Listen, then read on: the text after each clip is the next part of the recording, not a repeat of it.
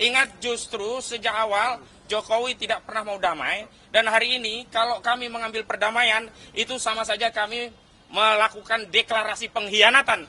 Beberapa hal dan nanti juga ada 2 agenda yang kami lakukan di Polda Metro Jaya sehubungan dengan ditingkatkannya penyidikan ini dengan status ada tersangka begitu. Yang pertama, kami mohon maaf karena saat Pak Roy, Pak Rismon pulang dari pemeriksaan dan tidak tahan, kami belum sempat mengupdate konferensi pers saat itu. Yang jelas yang pertama kami ucapkan terima kasih kepada seluruh rakyat Indonesia yang mendukung klien kami, Pak Rismon, Pak Roy dan yang lainnya.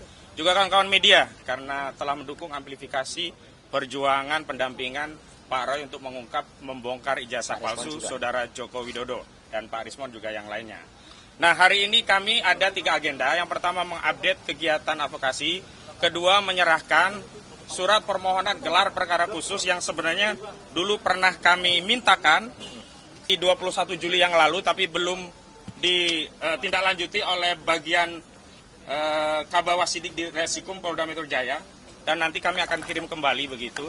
Namun yang pertama ingin kami tegaskan bahwa tim advokasi telah menetapkan sejumlah pihak yang kami beri kewenangan resmi untuk bertindak atas nama tim advokasi dan klien kami.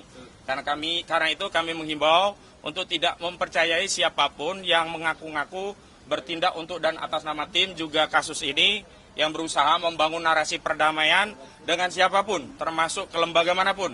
Dan sekali lagi tidak ada perdamaian dengan kepalsuan, tidak ada perdamaian dengan kebohongan, tidak ada kepalsuan dengan ketidakjujuran. Sekali lagi, tidak ada kompromi antara al-haq dan al-batil. Sehingga kami tegaskan kepada seluruh rakyat Indonesia, Pak Rismon, Pak Roy, dan yang lainnya, tetap membersamai aspirasi seluruh rakyat Indonesia yang ingin membuka kasus ini sampai tuntas ke akar-akarnya.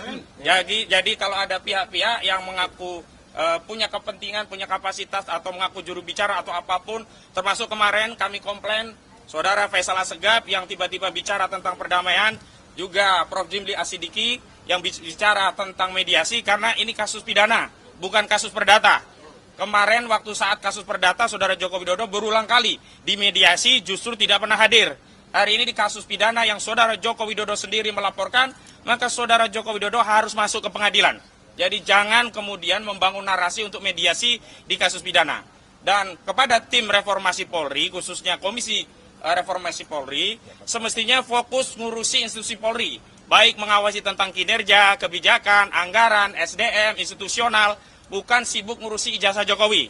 Dan salah satu legasi institusi Polri yang perlu dikoreksi adalah gemar melakukan kriminalisasi. Dan karena kriminalisasi itulah hari ini klien kami, Pak Roy Suryo dan kawan-kawan, menjadi statusnya menjadi tersangka begitu. Jadi sekali lagi jangan lencengkan atau jatuhkan marwah institusi yang baru dibentuk oleh Pak Prabowo untuk mendamaikan ijazah palsu.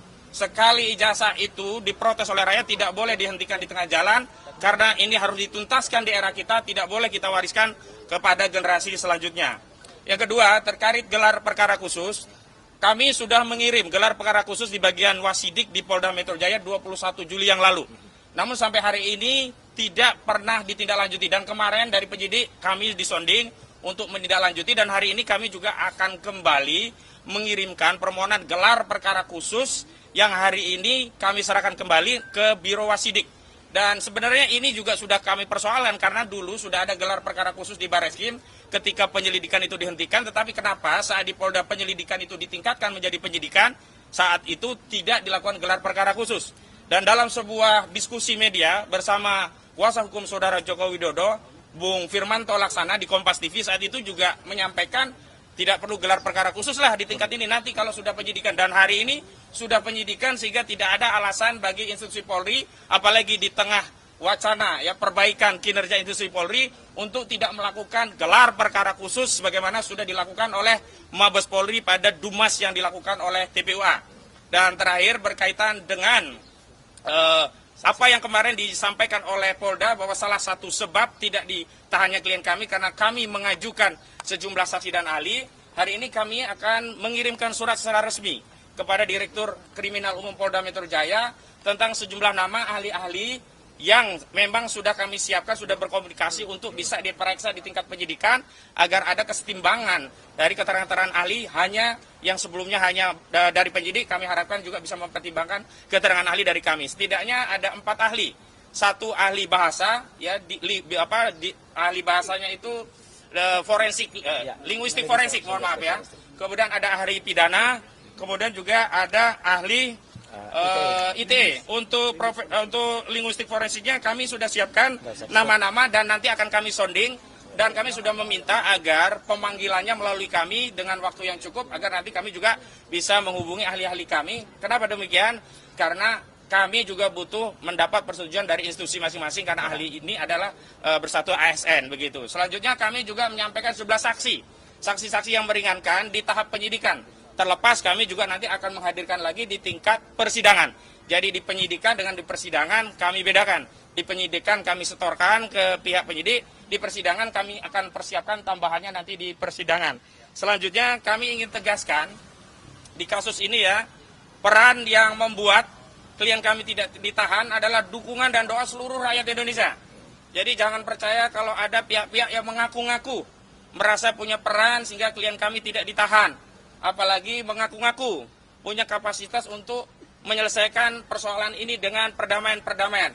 Ingat justru sejak awal Jokowi tidak pernah mau damai dan hari ini kalau kami mengambil perdamaian itu sama saja kami melakukan deklarasi pengkhianatan terhadap seluruh rakyat Indonesia dan itu tidak mungkin dilakukan terutama oleh Pak Roy dan Pak Rismon yang selama ini sudah meyakinkan kita 99% ijazah itu palsu, 11.000 triliun ijazah itu palsu dan seluruh rakyat sudah ikut meyakini keyakinan dari Pak Roy dan Pak Rismon.